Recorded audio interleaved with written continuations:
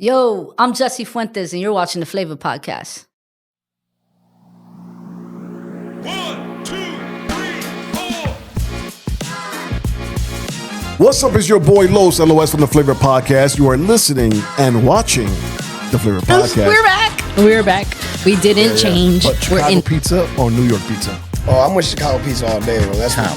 White Tom. Because I like chasing the rats. The rats. You said, can you put your finger up for a second? Like this? Up like this. Like you're about to point something. Oh. So this is going to be...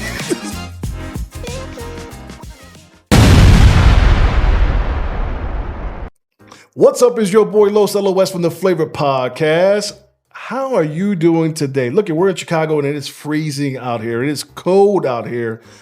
Too cold, but I managed to make it to church and managed to talk to all my peeps and managed to annoy my pastor today. Yes, I wore my Green Bay Packer outfit. Yes, I did. It was fun. They lost. I know. Don't rub it in my face.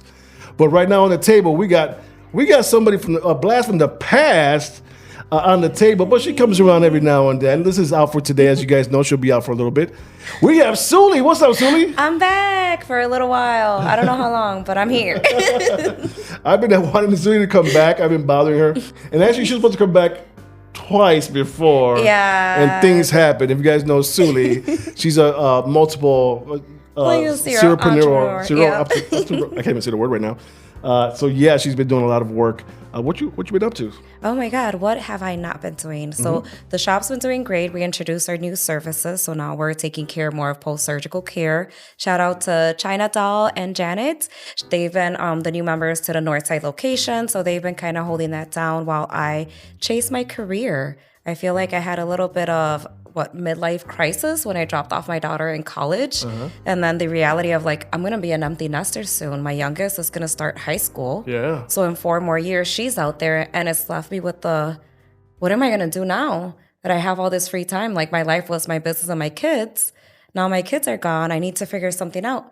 So I started to finally chase my career, that very expensive Columbia College career, and I'm finally working in the fashion industry. Awesome.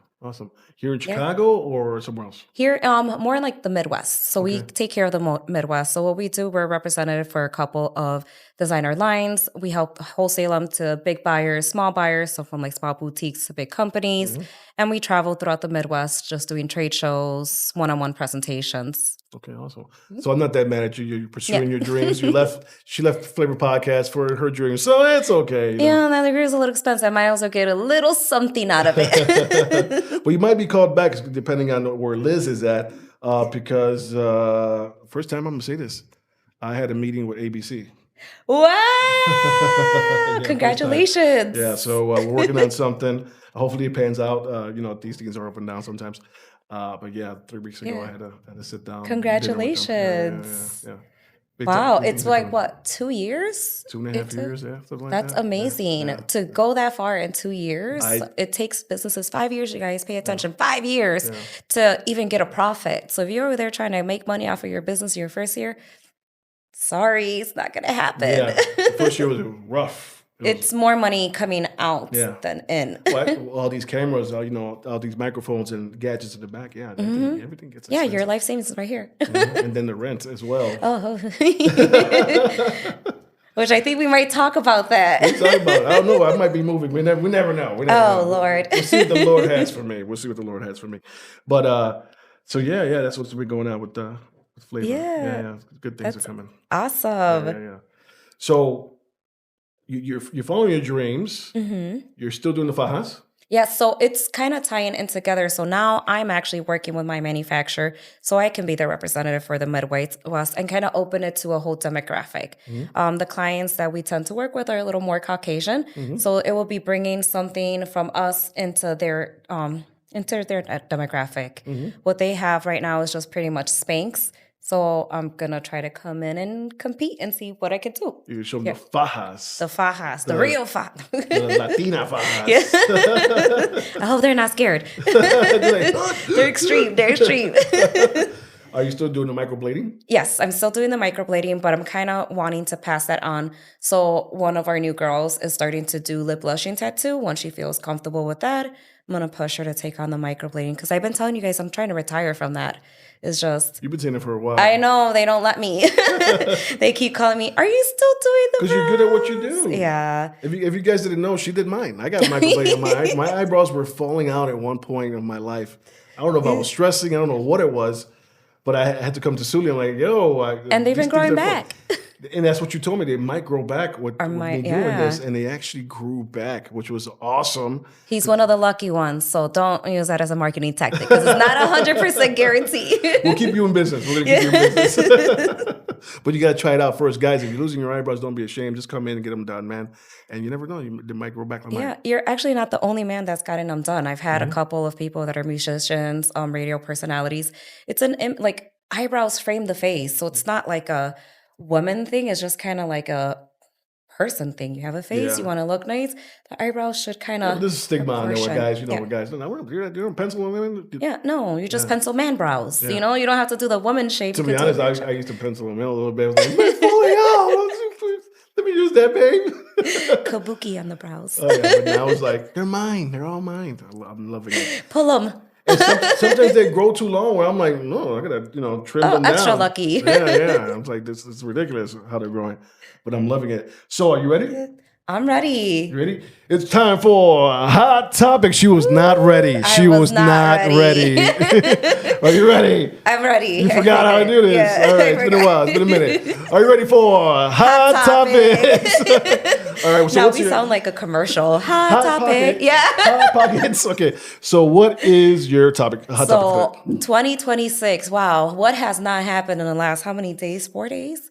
But I want to talk about a prank. Did you guys hear about what happened at the Brooklyn Bridge in New York? I did not. So I guess there was this AI-generated flyer that came out that showed an old fireworks, I guess the 4th of July fireworks that happened in the Brooklyn Bridge, and put it into an ad for the New Year's Eve fireworks that misled a lot of people to show up to the Brooklyn Bridge hoping to see a New Year's Eve fireworks show, and nothing happened. So how many people were? It was a lot. There's a couple of videos circulating through social media showing the size of the crowd. To me, it just shows how far misinformation can go. Like how easily they just saw a flyer, didn't question it, didn't research it, and just ran for it. Okay. And then they just spent their whole evening standing by a bridge. Hanging out, looking at a bridge. Yeah. Was the bridge lit up though? No. Like Milwaukee Bridge in Milwaukee, that was lit up. No, nothing. No? It was just dark, like regular bridge, everyday bridge. Tito. Yeah. Tito. Well, downtown must have made some money. All those people down there. Yeah. Did you see about Chicago's downtown celebration? I didn't even know we were having one. So that I didn't know either. And they were saying there was not a lot of people that showed up, but I felt like, well, how did they market it? I didn't know. Chance the Rapper was there. Exactly. We had celebrity. I'm like, what am I doing here in my living room? Yeah. Well, one or two people from the hood, they were like, yeah, we're downtown. I'm like, yeah, you go downtown. It's cold. Yeah.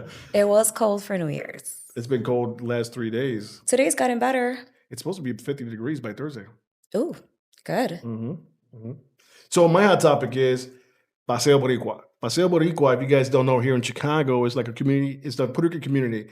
And we've been having like La Paranda going on that street.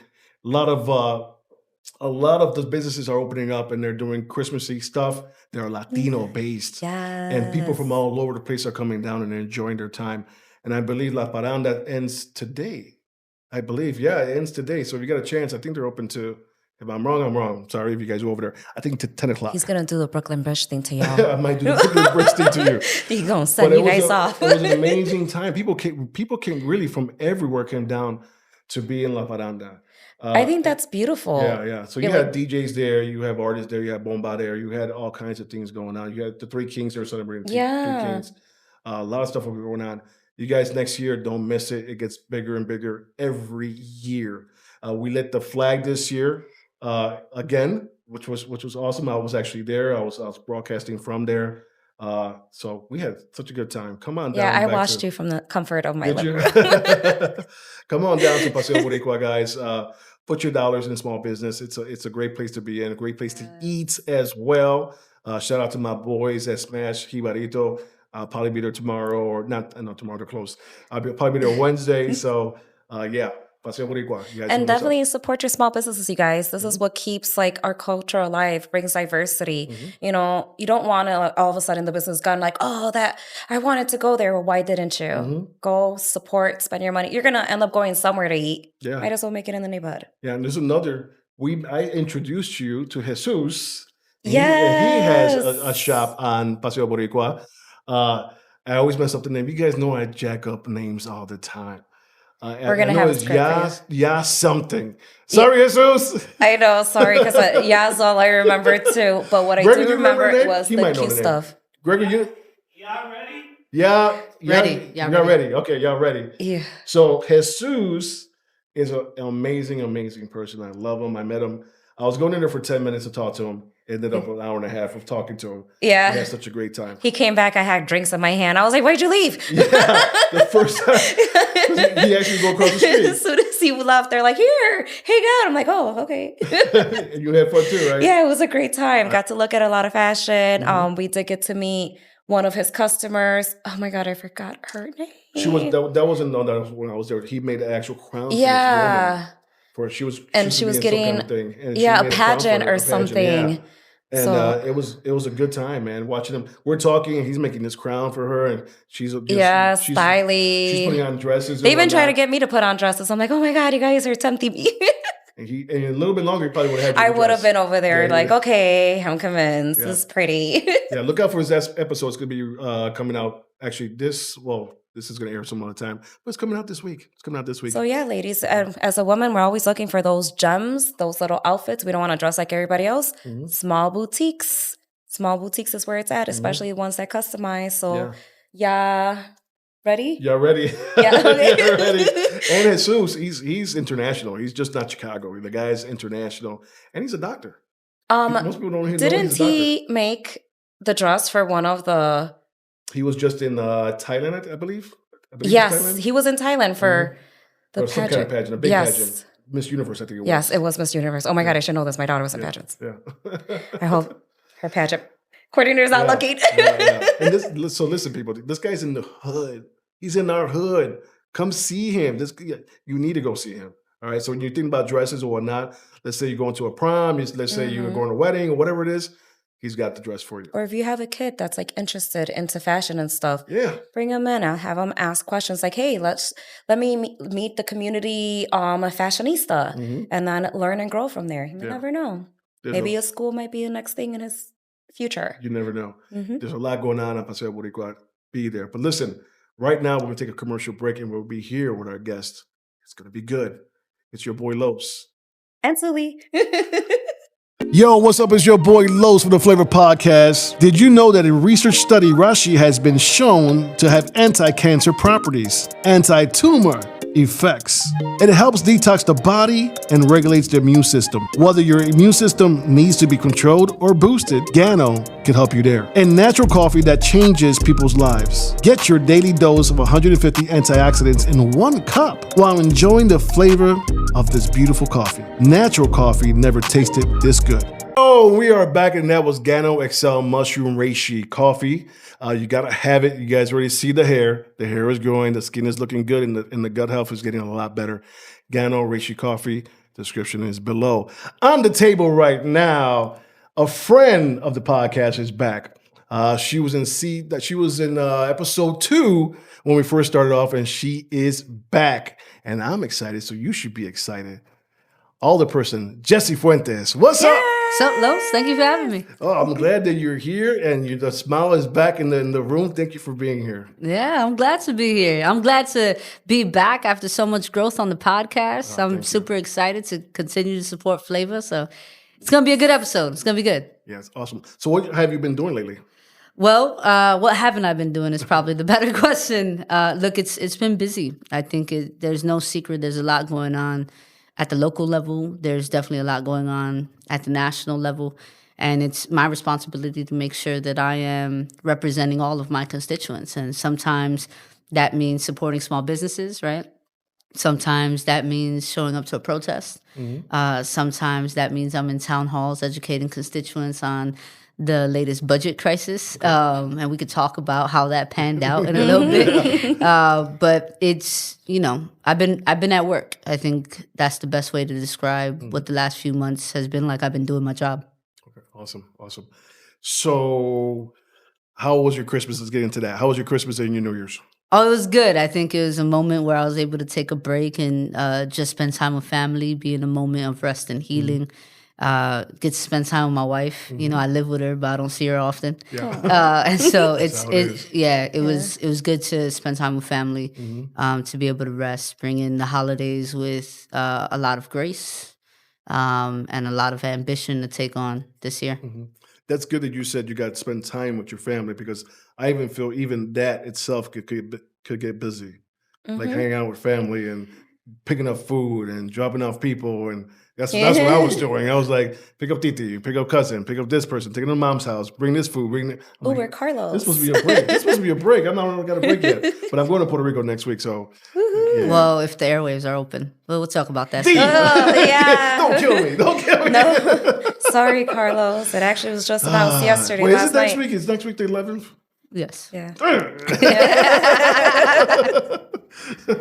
So, as far as so the wife is doing good. You're doing good. The neighborhood. How's the Paseo Boricua doing? Oh, I mean, you were just talking about it there in your hot topic. Look, Paseo Boricua is becoming the bustling commercial corridor that I think Boricuas have wanted. When we talk about small businesses, it's often small businesses that are the spine of a community, right? They make the community great.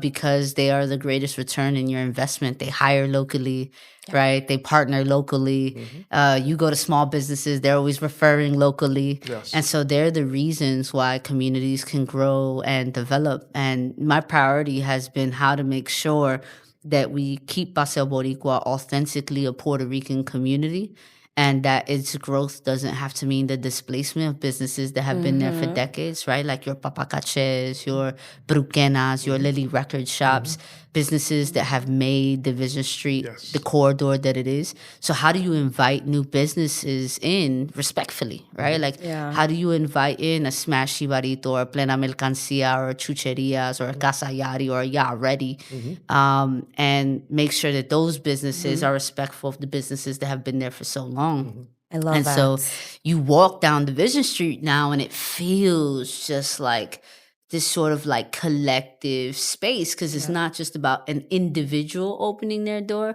but it truly feels like when you walk past that flag, you opened up a corridor. And that's important when you think about what it means to have great business corridors, is that everyone is in sync with one another. Yes. Being a business owner is hard, particularly in this moment now. And you know this. So as a small business owner, the profit margins are not, predictable. It's difficult to keep your shop open past a year. And so I'm grateful for all of the new business owners, particularly how young they are. Yes. People like Josian, Daphne, Sashaida, all new business owners. And they're really young, right? These are individuals that can be doing anything with their It's life. that new generation that's coming in.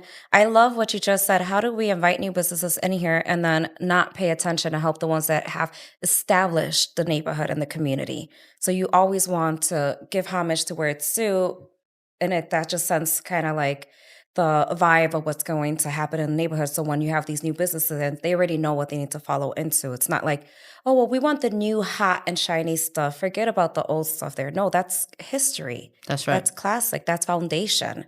That's where a lot of us grew up from. My cousin used to have a store there, the music spot. My cousin Peter, he used to be by the flag. Yeah. So I remember growing up and just visiting his shop and just going back there, having the little lady next door ask me, do you want a fried bacalao? I was like, yeah, sure. I don't know who these people are, but it was just so welcoming. I came in, I was like, I don't know, someone's grandma just gave me food. That's right. It's good. And I'm eating. I used to love coming by. That's the neighborhood. That's what Yeah. they do. Yeah. That's what I love about the neighborhood. They all love on each other. Yes. Especially the newer ones right now. They're just connecting with each other. They're networking with each other. They're making sure that everyone's doing okay. And right now, I know Smash Barritos is collabing with Café Colau with the bread. You know what I'm saying? So your breakfast bread is a ban solao, which comes from Café Colado, but you Nice. could get it at Smashy Burrito. That's Yeah. awesome. I mean, that's just how you do it, right? Like you go into VIP on Division and Washtenaw, and the quesitos from chucherias are in there, right? Like that's how you sort of build community is by having interdependence on one another. The possibility of our survival is interdependent, right? It's our ability to depend on one another and to be in that struggle collectively, and that's what you see on Paseo Boricua. Yeah. That's awesome. Working together and not competing against each other, No, not at all. but You don't see it. intertwining together. That's beautiful. And the thing is I walk up and down on Fridays, and I go not to every one of them because I'll be broke, but I go to a few of them and I eat there or I talk to them. At Plena, I'm always in Plena. I sit down. Plena is like Cheers. You sit down in Plena, and you're there for an hour or two, And then just you're talking like, about oh man, everything. Yeah, it's a place you could actually definitely make it feels like home. you could say what's on your mind. You know, whatever's going on in the country, whatever's going on in your life. She makes it that open area where you could just. Judgment free. It's amazing. It's amazing. That's awesome. So you get to know them, and they really want to see Paseo Boricua. And you've been doing a really good job too, bringing individuals. Like you brought me to a couple of the places. Like, hey, I need you to, like when we went to Yas' place, you brought me there. Then we went somewhere to eat. You had me meet the. I'll tell you about Cantos. Yeah. He had me meet the owner, learn about their food, and then it's like a fusion of Spanish and like Filipino food. It was cool. It's a good experience. So now I'm like, oh, well, now I know of a different spot to go to. So little things like that, even just like when you have your family members coming in, don't take them downtown. Everybody wants to go downtown. I hate taking any of my friends that are visiting downtown. You gotta see the bean. You can leave that for your last day by yourself. I'm going to take you to these small ass restaurants and these places so you can eat some food. Because Chicago's known for their food. I'm sorry, the rest of the United States. I always keep wanting to come back home and eat. And I feel like I'm starving every time I travel outside of Chicago. I'm always dying to come back for our food, our diversity. Like you can have anything that you want, and it's within city limits. I'm not going too far. Yeah. That's right. So, Jessie, what else is going on within the city and the city hall and all that stuff that people want to hear about? Yeah. Well, we just passed a budget. We just passed a budget. A budget I voted no for. For public knowledge, because this budget is going to do a lot of damage, right? I think. We were attempting to do something progressive, and that was to tax the most wealthy. Look, every big municipality in the country is going to have a budget deficit. At the federal level, we have budget deficits. And the way we solve for them is through revenue streams, right? For so long in this state, and for those of you all who are homeowners, you see it from the county level, your property taxes just went up. Skyrocketed. We tried really hard at the city not to pull the property tax lever because we know how families are suffering. And so, we wanted the wealthy to pay their fair share. We tried to do that through what we were calling the community safety surcharge, what is popularly known as a head tax. Now, we had a head tax here in the city of Chicago before, but Rahm Emanuel did away with it to support business growth.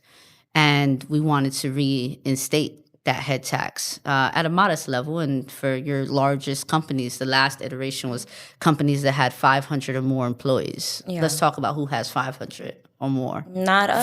Full-time employees. Not us. Right? You talk about your Targets, right? Your Amazons, your Walmarts, your big box folks, and they would pay a per employee payroll tax. Well, there's a lot of big business that got involved in politics. And, in the city of Chicago, we are a city where money is involved in politics. And people can, be quickly persuaded. And so we had about over 30 older people who said they're not going to support the head tax. Instead, we are selling almost $100 million worth of our debt to private companies. So individuals that owe water bills, parking tickets, people who are not paying these bills because they cannot, right? No one walks around and be like, yeah, I'm just not going to pay that parking bill because I refuse, right? People don't pay it because they can't. And we are going to sell this debt to private third-party companies that will use tactics that will harm our communities. Look, an overwhelming majority of the water debt in the city of Chicago belongs to the west and south side of the city. Who are we harming there? Right? When you talk about which communities hold the most debt to the city, I mean, you put that on a heat map, you Yeah, know we who know. you're harming. And so we are going to be bankrupting people to balance our budget instead of taxing the rich when we had the opportunity to. And so, I voted no. I think obviously we're going to have to go back and we're going to have to fix the budget. I don't believe that it's a balanced budget. I think there's over projections. I think we're already getting sued. If you haven't seen the news, we're getting sued by betting companies because of our tax on gaming. And so we have a lot of work to do. I also carved out the 26th ward from a video gaming tax that allows anyone with a liquor license to put slot machines and gaming machines in their establishments. And the reason I did that is because in communities like mine, families already suffer a great deal from gambling. I'm not going to have every corner be a casino. Yeah. And so that's the city that we are turning ourselves into for the sake of balancing a budget. And it's just something I can't support. I care about the health of my people. I care about supporting working class people. And look, I just think there's a lot of wealthy people here who could pay their fair share. Yeah. Yeah, and those little gaming communities I noticed tend to be in the lower income communities. Absolutely. Well, I don't see any in Wicker Park. right? And let's be honest. You're not going to go to a restaurant downtown. There's going to be a slot machine next to the table. That's just not going to happen. You're not going to go to a speakeasy in Streeterville or the South Loop or the West Loop and there's a slot machine. No, you know where they're going to be? They're going to be in Humboldt Park. They're going to be in Garfield. They're going to be in Lawndale. I see them, yeah. Right? They're And just so, going to squeeze us even more. right. Wow. Yeah. And you know what's crazy? I've noticed too. Just to cut you off, I've been going to restaurants lately and seeing slot machines in regular tiny restaurants. Yeah. And I'm like, My favorite Mexican restaurant by my shop actually has two, and they never had them before. And I was shocked when I saw it. I was like, oh, that's weird.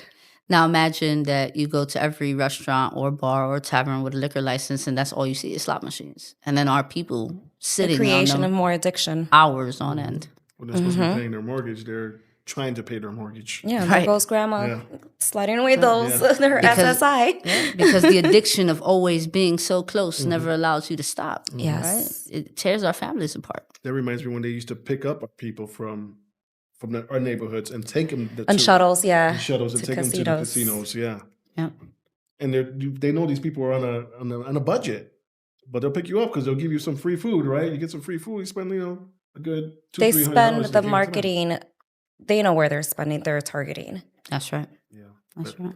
Well, I carved out the 26th ward. And so people with liquor licenses in my ward will not be allowed to legally put those in. Now, if they're there, they're not regulated, they're not legal. I like how you say legally. Right. But I'm not going to legalize something that's going to harm my community. Yeah. So what do you do when you do find out that some places do have these slot machines? Oh, we report it, and then they got to go through a regulation process with the department. It's not a shutdown of their Oh establishment. no! And look, I'm never in the business of shutting down small businesses, right? I'm always talking to small business owners and trying to make sure that they know exactly what policy to follow and how to do it. Look, we have a small business policy and regulation handbook that's bigger than this room. It's impossible for small business owners to understand all the things that they should be doing, right? It's also, it's not reasonable to believe they're going to know everything. And so for me, it's always about communication. And if I see that, there's a business owner that maybe is not following the law, I let them know, hey, in this area, you're not following the law, and here's how you can correct that. And, hopefully we have business owners that care about community and, care about their business and their family, and they'll correct it. And I don't see the small businesses doing it to want to harm the community more as in like, what other stream of revenue can I bring in to keep my doors open? That's right. Because they're also struggling. They're also trying to figure out. That's something that I go with my team. I'm like, okay, what else can we do? What else can we invest? Because we need to continue to grow. So I don't blame them. They're just, we're all trying to survive. That's right. It's more of the companies that are coming and targeting those businesses and bringing it into their, telling them hey, there's a way you can make extra money but not letting them know the damage they're going to be doing towards their communities. That's right. And that they could be putting themselves into that, having those machines as well, because somebody has to pay for those machines. Well, the consumer does, the person pulling the slot, the lever. Right. But if people are not coming in, those machines are still there. Well, most small business owners probably buy them outright. Okay. Yeah. Okay. And then there's probably a software cost so that there's updates, but you know, you get 1 or 2 people to come in and play for a couple hours. It pays itself. Mortgage is gone. Mortgage is gone. Oh wow. So you want to play a game? I want to play a game. Okay, what game? Want to play a game? This or that? We'll be back for that game. Hey, you guys, welcome back. I had a better countdown than those fireworks at the Brooklyn Bridge. Okay. And there was a show right there. That never happened. That never happened. Awesome. So it's time for This or That. Now, we have the other person, Jessie Fuentes, here, and she's about to do This or That. Now, something about this or that. She's done it before. Mm-hmm. So we're going to find out if she changed the last 2 years her answers. All right. So, are you ready for This or That? Let's go. All right, that's cool. So the first one might be silly, like always, or it might be serious, whatever it is. You don't have to answer any of the questions you don't want to. Hopefully you will. So the first one is Tom or Jerry, the cat or the mouse? Cat. Why? You need like a fierce, you know, protector. Cats are always gonna like. I think that's what he does too. Really? Tom? I think Tom's a chill. When he has to, he will mess it up. Tom. Yes, Tom. Okay. Because he's always chasing Jerry.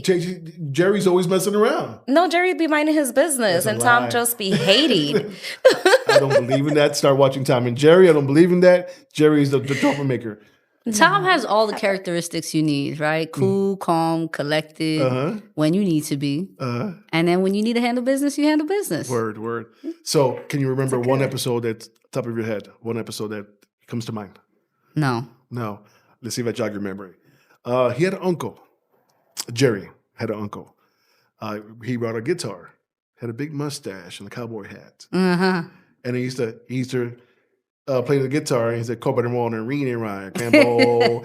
And then then he'll lose a string. Yeah. And wait, ba-ding! I need a whisker. So he'll go after Tom to get a whisker. You remember that one? Yeah, I do. Okay, cool. Okay. Next question. You're next after this one. Batman or Superman? Batman. There's a sort of this like mysterious element to Batman, right? Look, Bruce he's poised, he has stature, he's serious, right? And I think that the sense of seriousness and the lens that he carries in terms of how he performs his heroic abilities, I think it's relatable, right? Okay. Like you want to keep it under wraps unless you need to bring it out. Okay, cool. Kind of goes along with the Tom. You see the pattern. Yeah, I see the pattern here. Okay. You're next.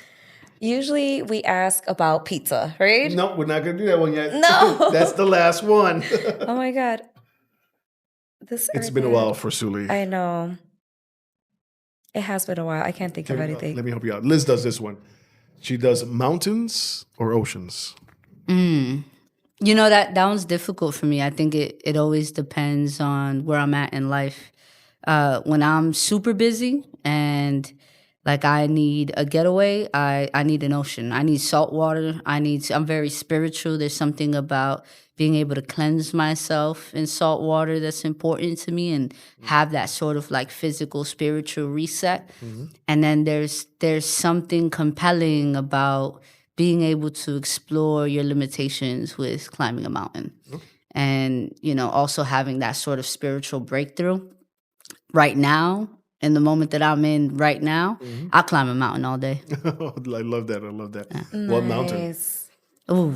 On what continent? Oh my God. I'm trying to go to Machu Picchu, you know? and that's, She climbing for a while. you know, climbing for a while, but enjoying the sort of heat the different sort of temperature that you experience throughout the mountain. So you could get that little bit of heat that you'll get with that ocean, but you can cool off at the top. Okay. Yeah. Would you wear shorts going up that mountain or long pants? Long pants, man.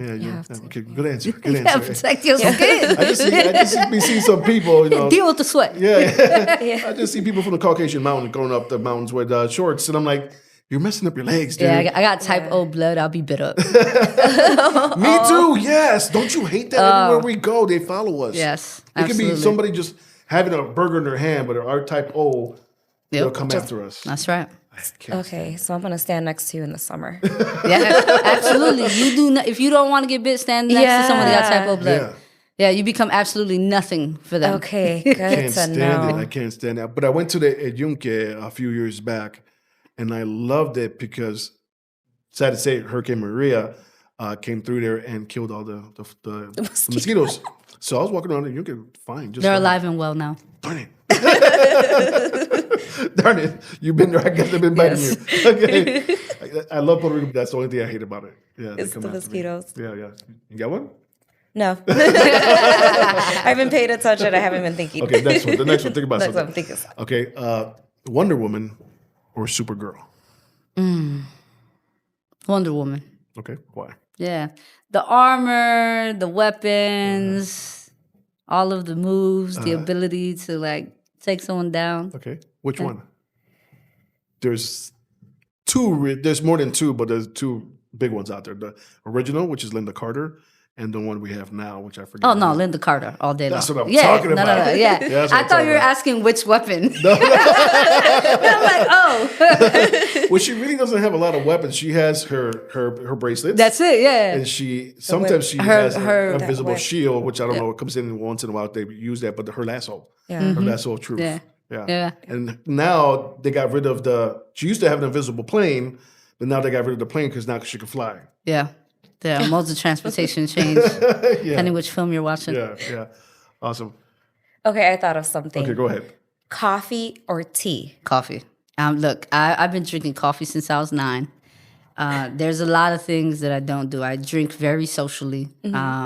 I don't do drugs, never have. I work out and I drink coffee and I eat well.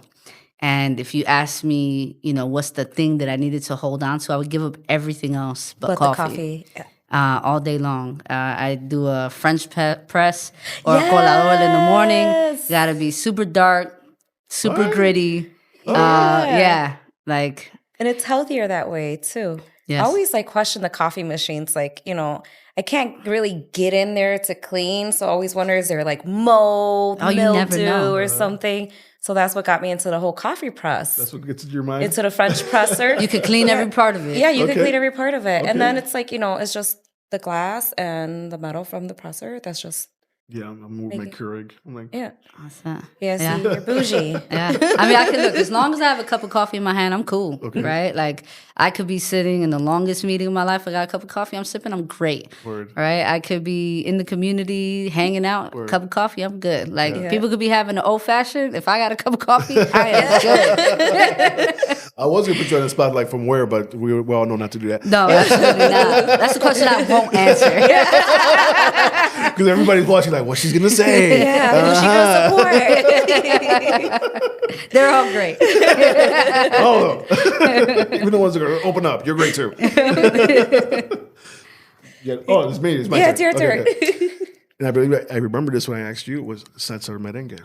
Oh, salsa. Why? All day long. Look, salsa has gone through an evolution, right? There's salsa romántico, there's salsa revolución, right? The ability that we've seen the genre transform over time. And like, who doesn't love a great salsa dance, right? My wife is a professional Latin dancer. She dances mambo, salsa. I watch her be her best self dancing. But man, there's nothing like listening to Jerry Rivera while you're cleaning your house or, going to a concert and seeing La India or Mark Anthony, right? Like, there's something about salsa that reminds me just how proud I am to be Boricua. Yeah. Nice. That was a good answer. Definitely. Yeah. Yeah, Are you going to do your pizza? No, not yet. No, I don't have another one. That coffee and tea was as good as it's going to get. So I got two more that Yeah, we you have have to two ask. more. These are two that she did before. And then you're going to have one in between? Okay, Okay. I'll try. Okay. So, arroz blanco o arroz con habichuela? Arroz blanco con habichuela, no arroz con gandule. There is something about, like, one, just having, like, when you have a Boricua grandmother that, like, makes good white rice, and the white rice alone tastes good, you know she could cook, right? Okay. But there's something about, like, habichuela con salchichón and You know, it has all the sazon it needs, right? You can use the juice from the habichuelas to sop your meat in, right? There's something about like the juices of the habichuelas that like I love, right? No shade to arroz con gandule. I love arroz con gandule. My mom makes a fantastic arroz con gandule. She puts olives on them, salchichon. It's great. Good for Thanksgiving. But on a day-to-day, I'm eating arroz blanco con habichuela. Awesome. Ding, ding, ding, ding. She got it right. She got it right. She did not change her answer. The first time you said it, you said the white rice, and you said, because I could sauce it up. That's exactly what you said. Because I could sauce it up. I love me some sauce. And then throw that egg on top of it. Yes. When you have some leftover white rice and habichuelas, you don't need to do anything for breakfast outside of fry an egg. Put it right on top. Nice. And then sunny that side yolk. up. Whack that yolk. It's a different meal. It's a different meal. We're going to come out hungry. I'm really thinking about cantos right now. David, I might be coming. Well, you're not going to see this. Got one? No. Okay. We'll go into the end. It's like I'm trying to listen and then think, and then I'm like caught listening. I'm like, oh man, he's about to ask me again. I didn't think of anything. So, last one. Very important one. Most important one. Chicago pizza or New York pizza? Look, I love my New York folks. I do. I love them, right? I'm going to New York on Thursday, actually. I'm going to go see a Broadway show. Ooh, But man, nice. Chicago pizza all day long, right? I think, look, so I have a favorite pizza spot in Chicago. It's not in my ward, but it's in the 35th ward in Logan Square. It's called Reno's Pizza. Wood-fired pizza. They have like a pepperoni basil one, thin crust, like super even on the palate with savory and sweet. Put some hot honey on it. Okay. It's a wrap. Whoa, wait, some hot honey. Hot honey, man. Hot honey. If you haven't eaten your pizza with hot I honey, just got you are exposed to missing that. out. Hot So, honey, yes. Detroit style pizza's been my favorite now. Really? Yes. With all these weird toppings like ricotta cheese, they had like a bacon jam. And I'm like, this doesn't belong in a pizza. But I'm Yes, like, it let me try does. it. It was so good. And there's another spot in Logan Square next to Emporium Liquors. I can't think of the name. I'll find out. That's where I got introduced to the Detroit style pizza. Oh my God, I'm so happy. Like it's so good. But look, if you haven't tried Reno's Pizza, I one day want to meet the owner just to let them know how much I love their pizza. But you got to try Reno's Pizza. Yeah, absolutely. And look, we have such a diverse pizza experience in the city of Chicago. I mean, you could go get a deep dish, you could get a thin slice, you could go to Bocce's, get your greasy slice, right? Like, you know what I mean? Like, we will meet your need in the city of With the Chicago pizza, with the definitely. pizza. But no shade to New York. I'm going to be there on Thursday. I might have a slice. But you might have a pie. That's what they call it a pie. That's right. Ding, ding, ding, ding. She got it right again. It was Chicago pizza. But we never asked you the first time from where. You just told us from where, which was always my from where kind of question at the end when you say pizza. Awesome. So Reno's. Yes, and on Tuesdays, you could get like 2 for a price and a half. Okay. Nice. Look at that. Look at that. Discounts. You know the discounts. That's right. Tuesdays is my jam. Reno's Pizza. That is awesome. Mine is I'm thinking about Cantos rice right now. Good Lord. Mine is Pequot's Pizza. I love Pequot's. That's my Pequot's spot. great. I've been going there since I was 13 years old. I am 52 years old today. Not today, but as of today. And it's Pequot's. What's your favorite pizza? So it used to, I love Mama Luna's. She's like classic, the sauce and everything. But right now, I just looked up the name. It's Polly G's is the place that I've been. Polly G's is fantastic. You've been there Yes, too. Okay. Yes. and they have a like spicy pepperoni. It's huge. She's excited about list that. But it's a I'm huge ordering list of pizza after pizza. That's like you can have like white sauce, a red sauce, Detroit style, and I'm like I don't know what to pick, so we just picked the craziest one on the menu, the best one. I can't think of the name. I remember what it is when I get there, but ever since I got introduced to that place, I've been addicted. Yes, awesome. And that's my first taste of hot honey was from there. That's new for me. Yeah, It's oh my gosh, no, it's so good. That was like one of my pastors one time. He ordered. We went to Pequot's and he ordered. Pineapple. He ordered pineapple, but then he ordered the meat. What was it? I forget the meat. prosciutto. No, that's not prosciutto. It's you put it on I forget, y'all. I'm sorry. I forget. But I was just like, what are you putting that on your meat? I mean, kind of meat on your pizza. I was like, go for it. You put it on a sub. It's not a sub. It's a beef. Beef. What's it called in the beef sandwich? What's it called? Shredded beef. No. That's what I was about to say. saying, like, shredded beef goes in your What is it? Italian beef. Thank Italian you. Yes, beef. Italian beef. He put Italian beef on the pizza at Pequot's, and I was like, Ah, sounds great. Yeah. it was great though. It was dope. It was mad dope. Yeah. Definitely getting pizza. Yeah. I think we're all going to get pizza too. So awesome. Yo, so that was Hot Topics. She stood the same. Some questions were new, some were old, and the old ones she got them right. So I don't change much. she don't change much. She don't change much. And Consistency is my goal. let's go. Let's go. Let's go. We're gonna get right back. One more commercial, and then we're gonna get right back with Jessie Fuentes and ask the questions you guys been asking and wondering what's going on with Jessie Fuentes, what's going on with the community, what's going on with the country. It's your boy Los and SULI. we'll be right back. Hungry? Welcome to Buongiorno's, your neighborhood slice of Italy in the heart of downtown at 405 North Wabash. From that first crackle of a hot, thin crust margarita to the aroma of sausage and pepperoni fresh from the oven, this is pizza that stops you in your tracks. Every pie comes out blistered, just right. Bright tomatoes, silky mozzarella, and a crust that holds the fold. Watch the cheese pull. See the slice. Hit the plate. This is the moment you decide what you're eating tonight. And if someone at your table wants something besides pizza, don't worry, there are plenty of tasty options to choose from. Bring friends, bring family, bring an appetite. Dine in, grab a box to go, or order online for pickup or delivery. Open today, see the menu, and start your order now.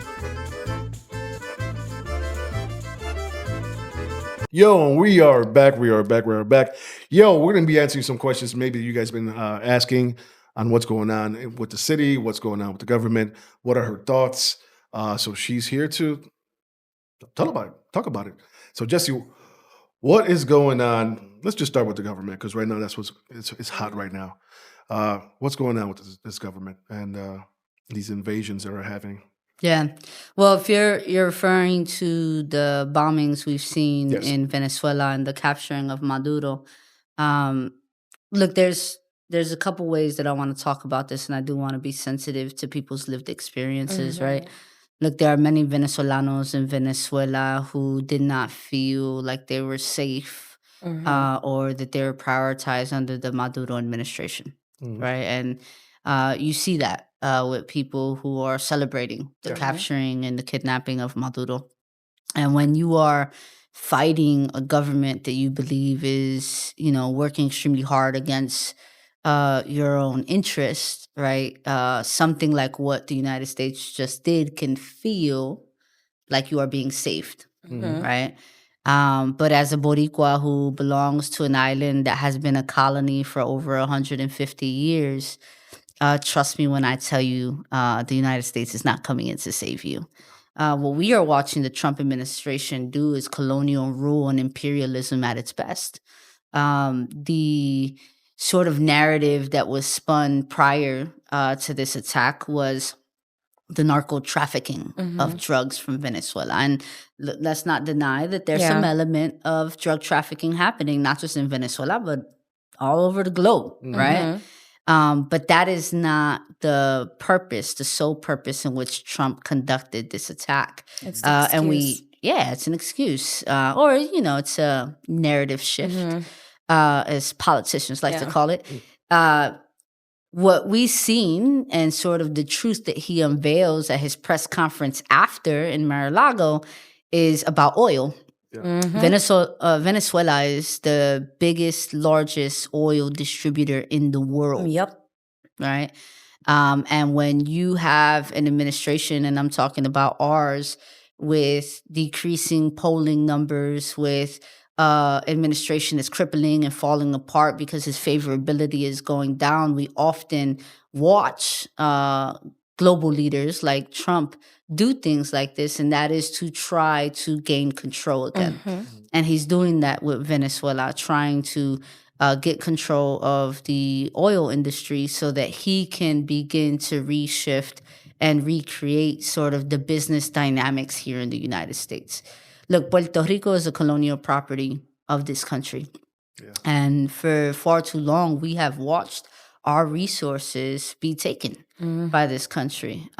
We have watched the best of our island be claimed by the United States. And what's happening in Venezuela is not going to be any different, right? This is someone who's saying, well, he's going to take care of improving the infrastructure of the oil now. It's not your job or your role to improve the infrastructure of the oil in Venezuela, because they have the right to self-determination. It is their sovereign. Yeah. It is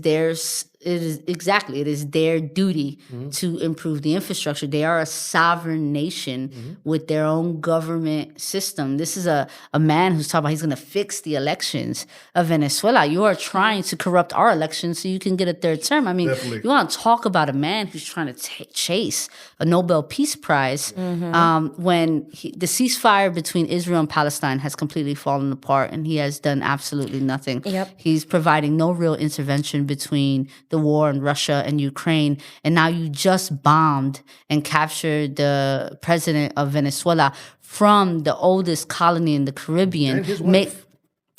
Making Puerto Rico now a target in a war that they did not participate in. Yep. Right? You have people who are going to be victims to a man who is addicted to war. He is a fascist, right? And he throws a tantrum when he is losing control.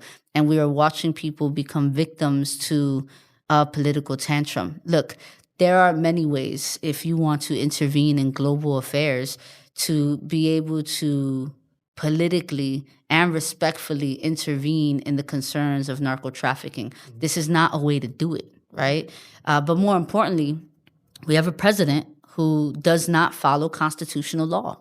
It is very simple. If he wanted to engage in a war against Venezuela, he should have taken it to Congress and got congressional approval. This man launched bombs without notifying Congress. And then you have Rubio talk about we called every congressional member immediately after. What the hell does immediately after do when that body is meant to have checks and balances to an individual who is commander-in-chief, so that we do not have a dictator here in the United States? But this is a man who don't care about checks and balances. He don't care about constitutional law. This man will do whatever he wants because he thinks he rules the world. But not just constitutional law, but international law. Oh, absolutely. He's violated every level of UN law. And you have presidents from all over the world that are articulating as such. If you listen to the president of Cuba or France or China, right, these are individuals who are sounding the alarm, saying that the United States is violating UN law.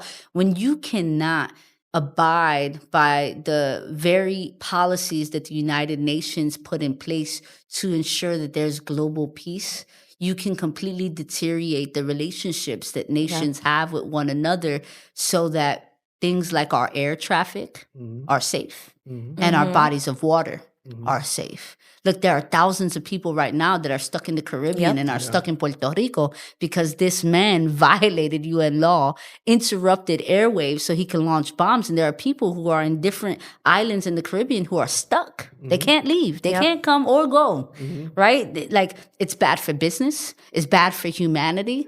It is egotistical.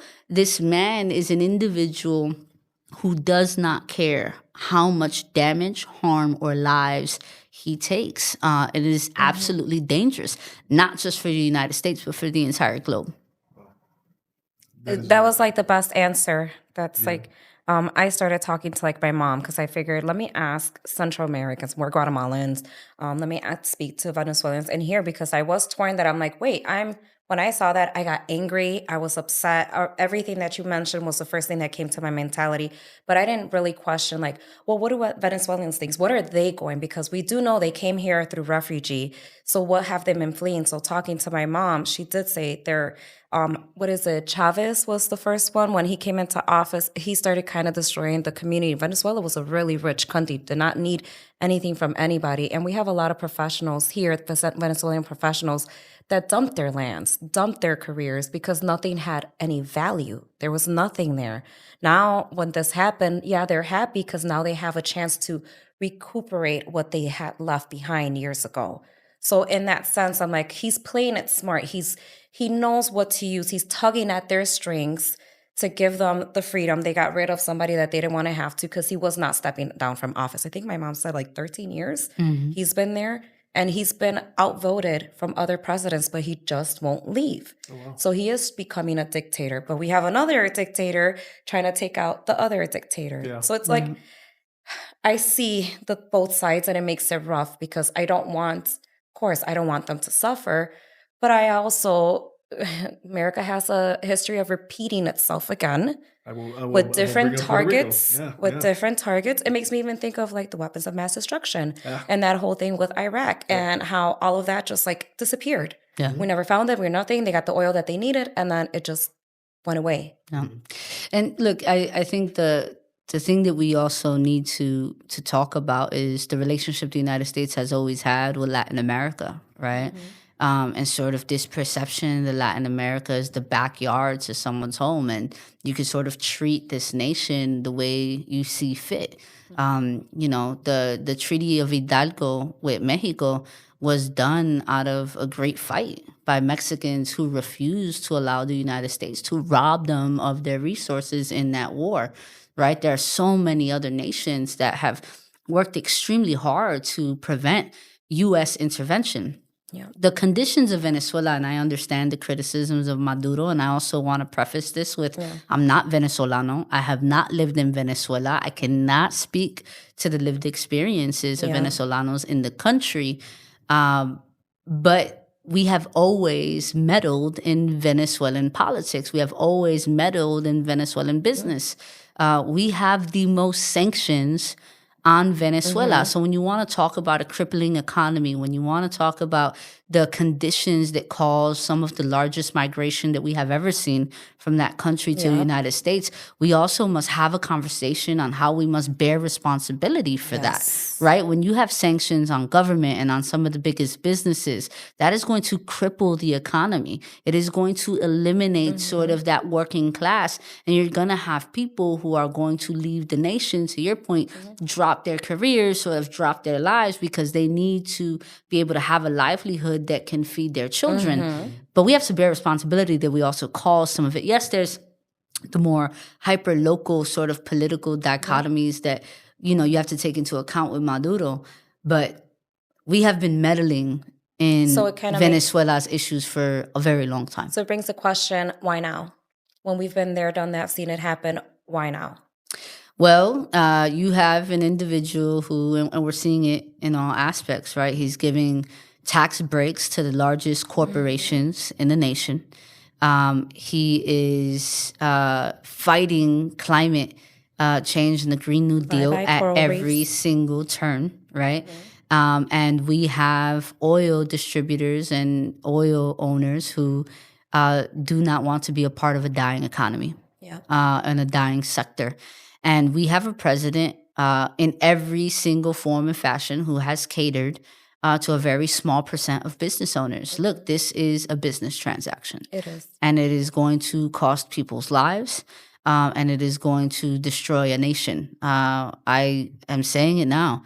The United States is not in Venezuela to save Venezuela or Venezuelans. If they were, they wouldn't be sending ICE to every single corner of this country to terrorize Venezolanos who migrated here, right? This is not about saving folks. This is about how can we get the biggest bang for our business transaction. And in the case of Venezuela, it's oil. Yeah. It's for these oil tycoons to stay alive because things are changing. That's right. Technology's here. We could change how we get energy. Yeah. And we should change how we get energy. Yeah. I mean, he doesn't believe in science. Yeah. I mean, the reality is we have not taken care of our planet.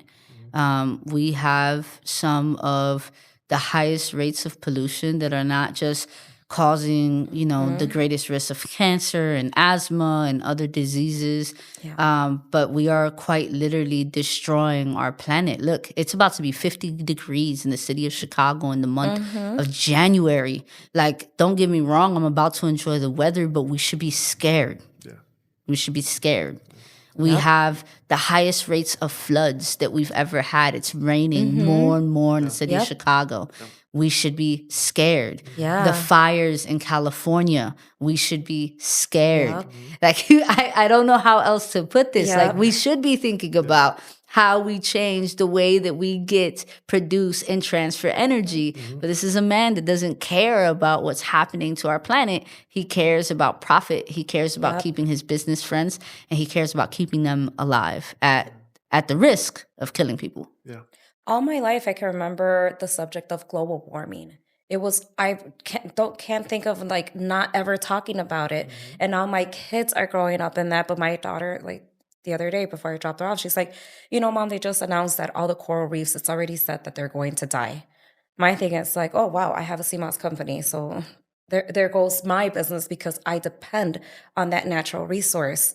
So because of rising temperatures, what else is that going to cause? Like our oceans kind of help control most of our weather as well too. So makes me wonder, like, are we going to see more flooding? Are we going to start seeing now certain species of fish or food that we eat? Like that we have, like the Caribbean countries, they depend on fishing, farming, feeding, all of that.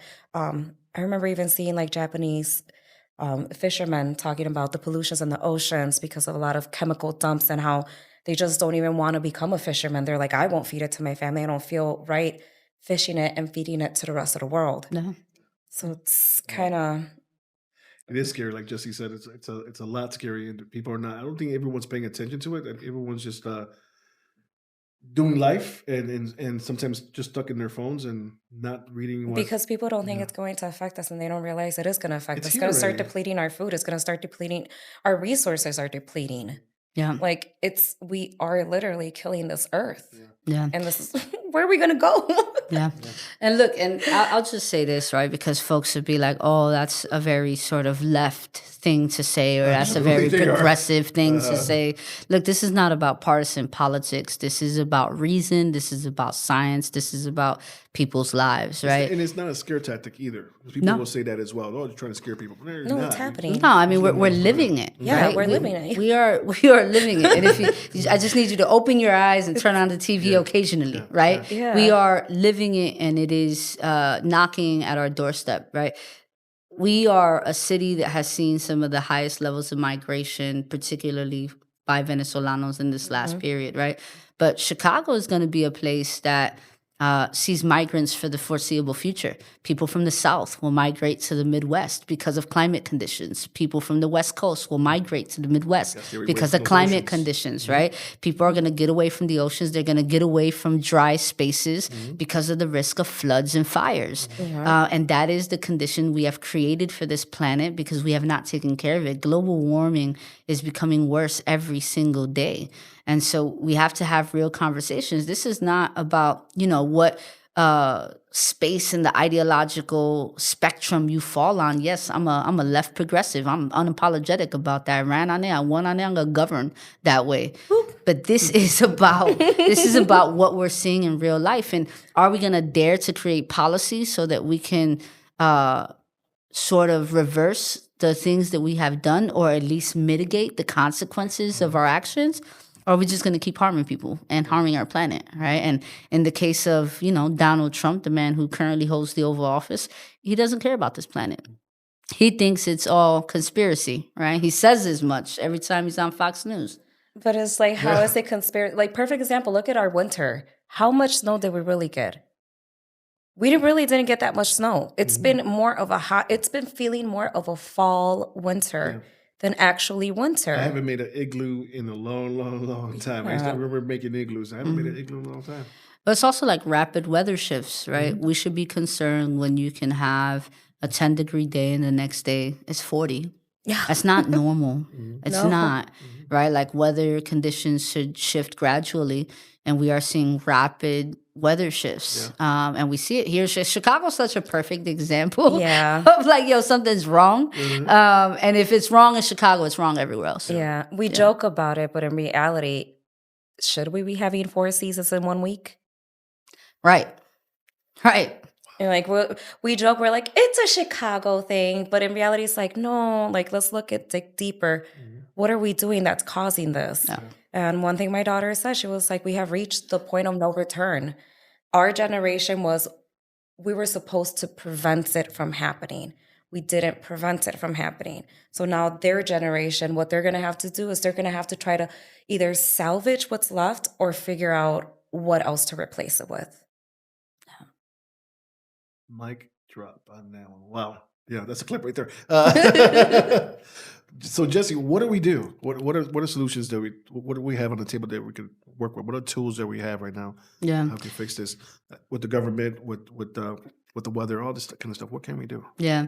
Well, look, I think the thing that I always tell folks is education is really important, right? There are so many sides to political crisis, and I think it's important to be able to view all sides without a bias, to be able to make some real just like educated decisions about where you stand with something politically, right? And so that's extremely important. Look, every poll right now is saying that people don't agree with the attack on Venezuela, whether they're Republicans, Democrats, or, something in between. I think it's important to also talk about how important local elections are, Yes. right? The highest turnout on an election is the presidential election, comes by every 4 years. And there's so many elections in between. I'm talking about your older people, your Cook County commissioners, your state legislators, and your federal folks.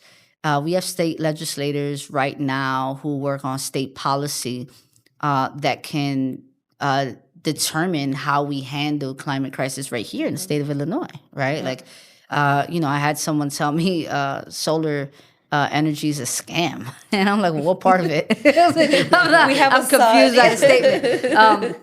But our state legislators determine so much about the survival of the solar industry, right? Based on how we give them tax credits and how we incentivize clean energy in the state of Illinois. And so you should be looking at who is supporting the things that, fall close to your heart, whether that's climate, housing, safety, right?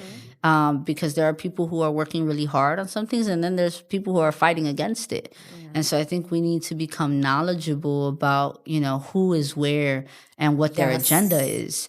I belong to a body of 50 council members, right? I represent the 26th ward out of 50 wards in the city of Chicago, and we're all very different human beings with different lived experiences, different political ideologies, and different political strategy in terms of how we govern, right? It's important for folks to know what we're up to. There are, elected officials that get away without ever talking to their constituents. It's important that you know the job that they're doing, and that you have the right to question it, right? The thing that I tell folks all the time is, you turn on the news and the bombing of Venezuela can seem so out of your control, right? Or to have a president that doesn't follow the law can feel so out of your control. But there's so many things that are in your control, right? To go to a town hall, mobilize your friends and family to show up to a town hall that your local representative is hosting, to demand that they answer your questions, right? And if they can't do it, that they should get out. It's very simple, right? And so it's important, both education, but to understand your agency. I think that, we cannot just idly stand by and watch the world sort of cripple. I'm not asking people to go protest. I mean, if you're down with that, cool, right? Like, I love me a good protest. And there's ways to take direct action, right? There are organizations you can support. There's aid you can be a part of, right? There are small local organizations that are doing work every day. Look, I have a independent political organization, the 26th ward, that does mutual aid for people that have been impacted by the recent deportations in our community, right? Supporting those families with groceries and helping them get lawyers, right? Like, there are things that you can get involved in. It literally takes a couple searches for you to figure out what you want to do and how you want to get involved. Awesome. Is there any hotline number to call for that, or website or something like that? Yeah, absolutely. So I recommend always the Illinois Coalition of Immigrant Refugee Rights, popularly known as ICER. If you go to the ICER website, there's a hotline that's called, and that hotline can be utilized utilized for multiple things. If you see ICE in your community, you call the ICE hotline so people can go out. We have a rapid response network of people who will come to the community to make sure anyone who's falling victim to deportation in this moment have the resources, a right to an attorney, that we know who's being taken so that we can track them. The worst thing is to be taken by ICE or Border Patrol and no one knows where you end up, right? And so it's really important to stay connected to community and report things that you're seeing. Look, we're watching people get picked up who have legal status or who are U.S. citizens or, may be undocumented and, are being picked up for a traffic stop, right? These are individuals who are not what this administration is quoting the worst of the worst, right? Like the tamelera in Pilsen was not the worst of the worst, right? I just had a business owner in my community in Humboldt Park, owner of Best Sub, who was deported. This man been here for 30 years, started a business, took care of his family, was an integral part of our community. And he was deported on what grounds? This man is not violent, right? This man is not causing harm to our community. In fact, him being here is contributing to the economy. He's a taxpayer, right? Like we have to start thinking about the things that are causing harm. The people that they're deporting are not causing harm. The mere act of them being kidnapped by ICE and Border Patrol and being taken is what's causing the harm. And in fact, I would argue that the actions of the federal agencies are more violent than the people they are taking. And so, there are ways to get involved, whether you want to be a rapid responder, whether you want to be a part of mutual aid, or if you just, maybe you're busy and people are, and they have busy lives and they work difficult jobs already, whether they're social workers, attorneys, or, work in the medical field, but you can contribute, right? Instead of spending your money on that one Amazon thing you want, right? Like donate to an organization who is supporting these families. Or shop small. Stop going to McDonald's and Starbucks and start shopping at our small communities. That's right. Because if you don't want to, if you're not going to do anything, don't give them the money to continue on with these genocides and all these projects. That's one thing my daughter yells at me all the time. If I'll go get a Starbucks, she'll like, "You're going to get Starbucks?" Look, right now, Starbucks workers are on strike. And do not cross that picket line. Until Starbucks workers get a contract, you should not be shopping at Starbucks. There's a million other reasons I would tell you not to shop at Starbucks or buy a coffee from Starbucks, but I'll save it at least respect the workers, right? And, get your coffee local. There's so many amazing local coffee shops. Like Plena. Yeah. Plena Mercancía, Café Colado, Café Cálida, Chucherías. I mean, I can give you a dozen if you need them. Yeah. And your money's not going to go aid a genocide. It's going to actually help a family survive and strive, and it ends up right back in our neighborhoods. That's right. I got a question. Yeah. And I don't know if you know the answer, but seeing all these people being picked up and seeing all these masked men from ICE, it always comes to mind, are these Jan Sixers? They can be, yeah.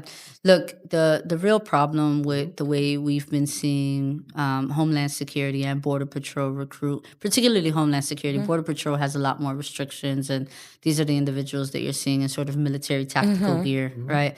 But the people that are in regular clothing, mask, no badge, sort of no identity products on their bodies are being recruited by Homeland Security. And, they're being recruited with all these incentives. Come, you get a $50,000 bonus. We'll forgive all your debt, right? And these individuals are not properly trained. These are not people that are they're not law enforcement, first and foremost. These individuals are bounty hunters. To your point, they could be January Sixers. They could be MAGA folks who are doing the job because of xenophobia, the mere hate. For Latinos, the mere hate for immigrants. And it's why we're seeing such a disdain and an act of violence in these events in which people are being deported, right? They murdered Silverio Villegas. They murdered him. They shot that woman in Chicago out of her car with no probable cause, right? But they made one up. They continued to. They made one up about Silverio until audio came out. They made one up about that young woman until there was enough evidence and video, right? They will make up a narrative. And, what I tell folks all the time, law enforcement typically takes several hours or a couple days to put out a statement on a case because they do proper investigation, right? We watch Homeland Security put out statements in a matter of minutes. Or on the spot. Right? Because these folks don't care about the facts. No. They care about a narrative that's going to fit their mission. Look, Operation Midway Blitz and the theatrical sort of performance we have watched ICE and Border Patrol put on in the city of Chicago is laughable. Look, that violent raid in South Shore, the Black Ops helicopter that landed on that roof, the children that they ripped out of that home, unclothed and zip-tied, the innocent families that they traumatized that night, all for what? A production video. Photo shoot. There is an entire production company alongside them videoing every moment, and then they turn that raid into a recruitment commercial. I mean, it is the most disgusting behavior I have ever seen on behalf of government. Right? This is not immigration enforcement. It's not. It's sorry. Hate. Like, if you want to call this immigration enforcement, you and I are never going to agree then, right? And I'm okay with that. We don't have to. Right? This is violence. This is political punishment. It's political punishment by Donald Trump because we didn't submit to his agenda. And he can't control the third largest city in the U.S., and that's the city of Chicago. Right? And so when you want to come for individuals in this city, then you got to come for all of us. Yes. Right? I'm citizen born. Yep. I'm born and raised in Humble Park, Boricua, I'm proud. And, when you mess with my fellow Latinos, you mess with us too. Right. And speaking of that, they did mess with you. Uh-huh. So this is what some people have been waiting for, this question right here. What happened that day that they put those cuffs on you in that hospital? Yeah. And, that day I was responding to another ICE incident in my community. It was actually an incident that also made the news where they tear gassed Armitage just a couple hundred feet away from an elementary school. And so many people got harmed in that incident. We had a pregnant woman who was tear gassed, children were tear gassed, elders were tear gassed coming out of the grocery store on Armitage.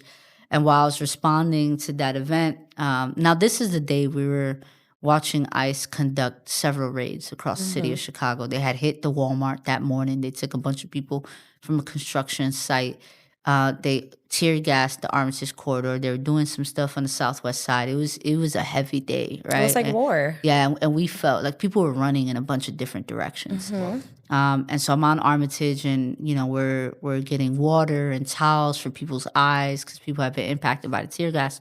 And the president of Humble Park Health calls me, and rightfully so. He's angry and he's terrified because ICE is in his emergency room. Look, when we talk about going to the doctor, going to the emergency room, you want to be able to have trust and confidence in the institution in your community that you could go there and not be, locked up by law enforcement or taken by ICE, right? Like, if you're going because you are ill, you don't want people to be afraid to go to the emergency room. And he didn't want people who were sitting in his emergency room to be afraid because ICE was there. Now, ICE had brought that man to that hospital. They brought him there because they hurt him during a chase. So it's an individual who was doing construction outside. They raided that construction site. They had took 4 people from that site. When he started running, they chased him. They tripped him with their vehicle. They shattered his leg from his ankle to his knee in about 5 different locations. And I want to make sure that people are safe. And so when I got to the hospital, I simply asked, like, did you have a warrant for this man's arrest? Because the Illinois Supreme Court says you need to have a warrant. U.S. Constitution says you need to have a warrant. I don't care how many people say, well, you're wrong. They didn't need to have a warrant. No, they absolutely needed to have a warrant for his arrest, and they didn't have one. And I think, those ICE agents were extremely agitated with me asking the question. Oh, they were. Because they couldn't answer it. They knew what the answer was, and it wasn't in their favor. That's right. So they chose anger and violence to just create smoke so they can focus on that and not focus on the fact that, you don't have a warrant. That's right. You shouldn't be here. That's right. And you did nothing wrong. I saw the video. Your demeanor was poised. You asked respectfully. You did absolutely wrong. They were 100% in the wrong. Yeah. Yeah. In that incident, I don't know if they had recognized that I was an elected immediately. I had said it while having a conversation with them because one of them asked, well, like, what is it to you? I'm like, well, I'm the local elected and I need to know if you had a signed warrant. It wasn't until he had grabbed me, and what you don't see in the video is he actually shoved me against a wall first. And that's what prompted my staffer to take out the phone and start recording because it had already become violent, right?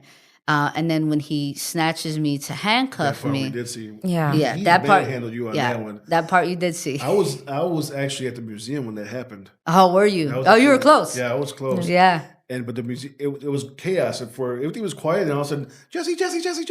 I'm like, what's going on with Jesse? Yeah. So I'm like, we're going down. Well, I went down Division Street to see what Division was doing, and everybody was coming out talking about you. Hey, they grabbed Jesse. They grabbed Jesse. I'm like, what is going on? Yeah. Well, look, let me tell you. So they handcuffed me, and then all of the medical staff. And look, I'm always thankful for my staff, first and foremost, and the medical staff in that hospital, because you had nurses saying she did absolutely nothing wrong, and if you arrest her, we will say something. We saw it. We are recording. I mean, there was nurses recording. There were doctors recording. My staff was recording. And, so many people had cameras out inside the hospital that by the time we got outside the hospital, there was an entire community there of people with phones on. What's up? Right? What up? And I think it had become a moment of them really considering, is this worth it? Right?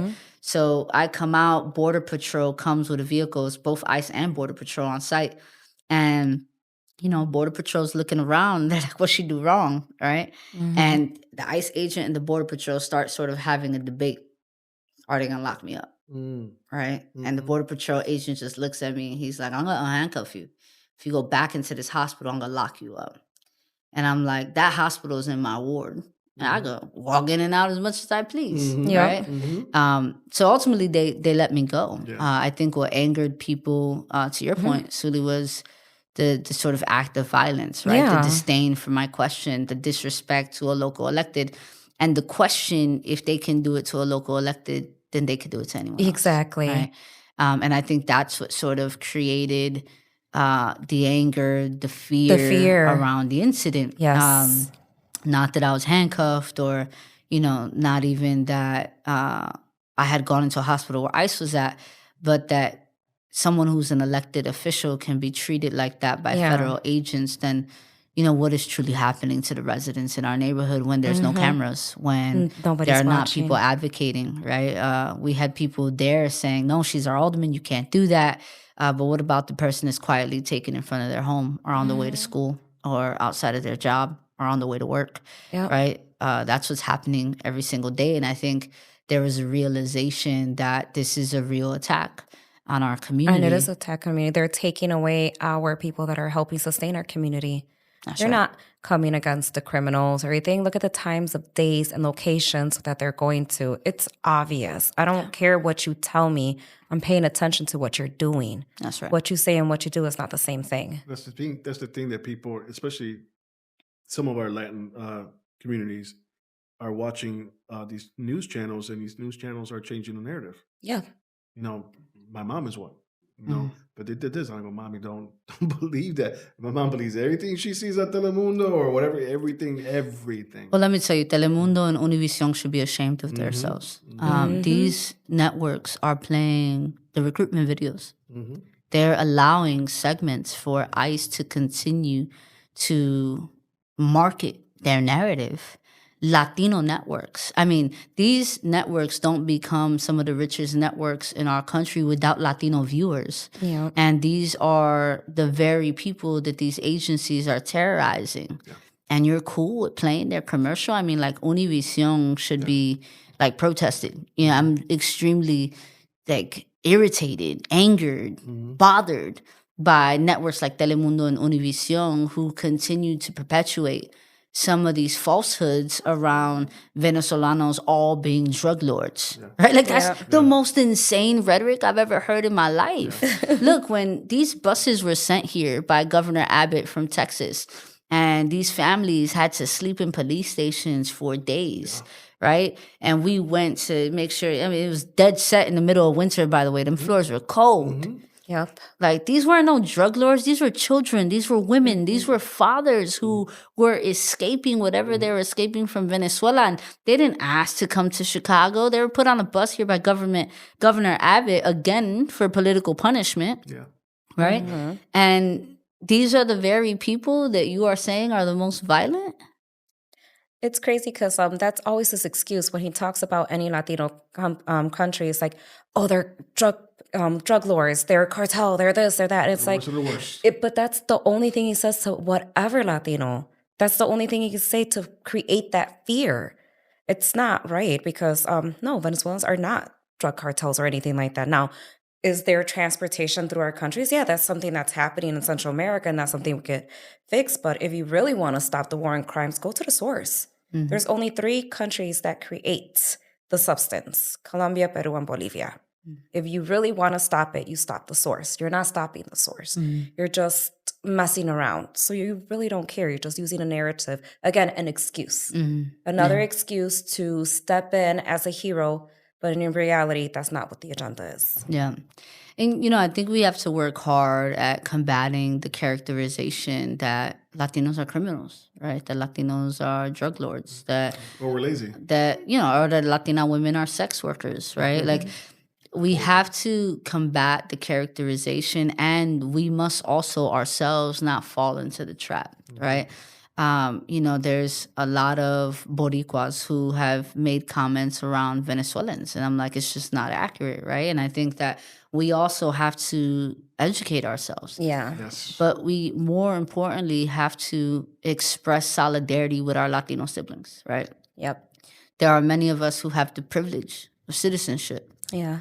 And we must utilize the privileges that we have, our right to vote, our right to stay, our right to travel, our right to, exercise our First Amendment right and speak out loud, and utilize those rights to educate our communities on, the myths, the lies that are being told. Look, I know so many Venezolanos who are great business owners, who are great medics, who are great educators, who are great contributors of our community. And a sole activity of drug consumption or drug sales cannot characterize our people as a whole.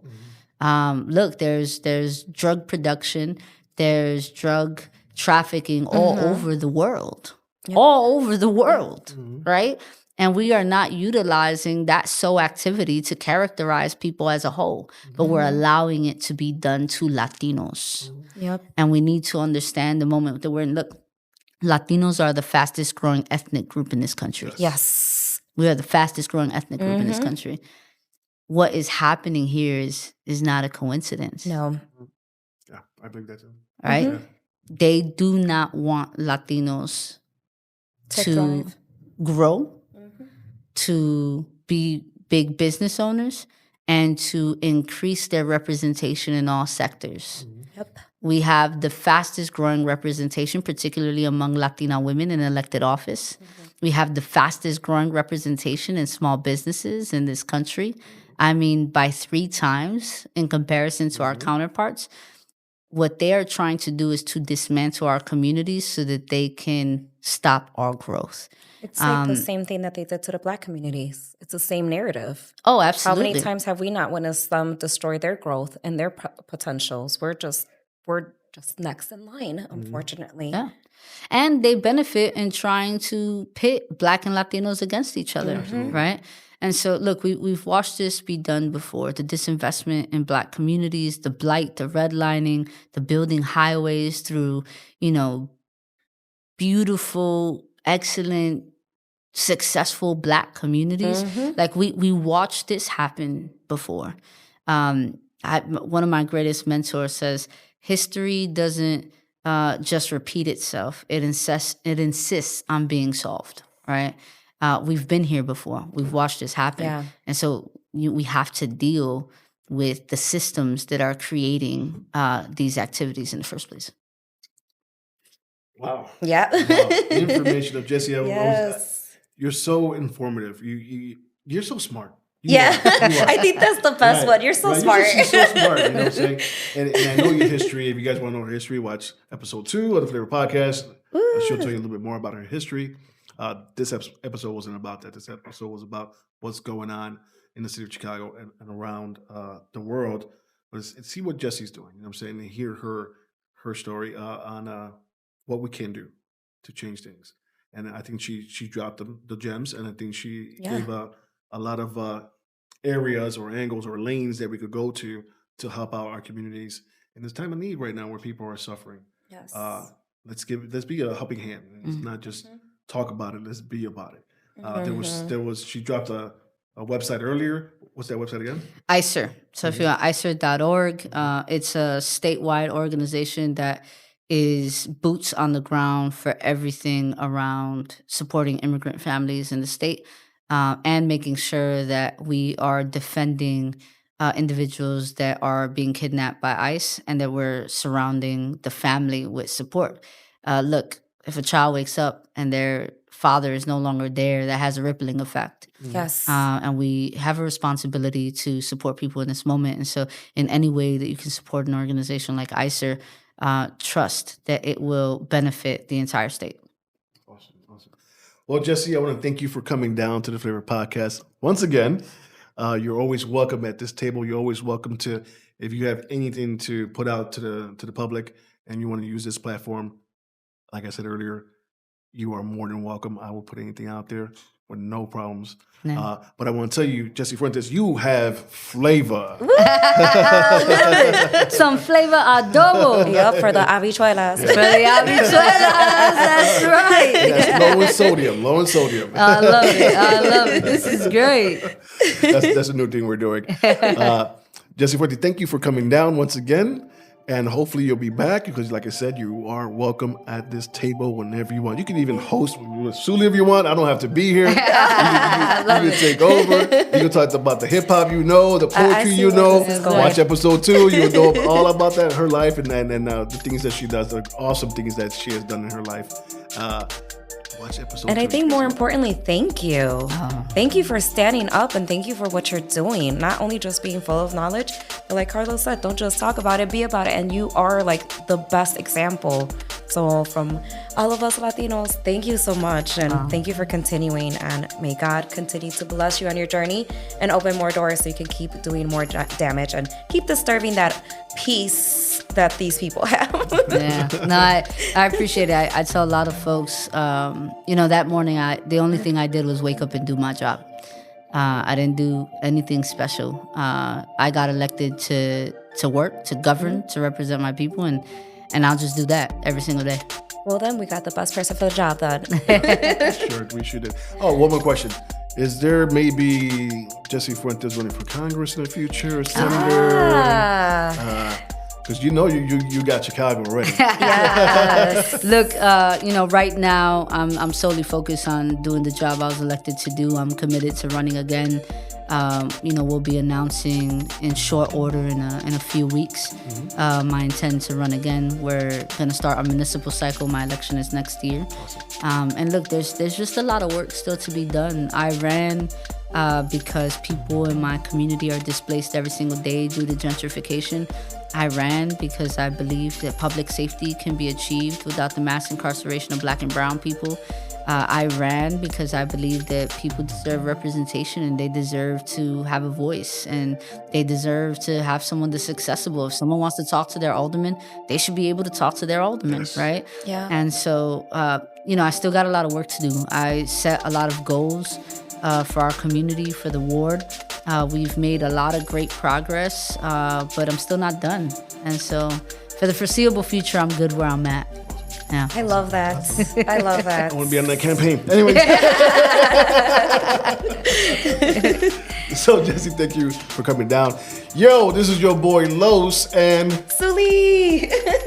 And remember, you have flavor. Yay.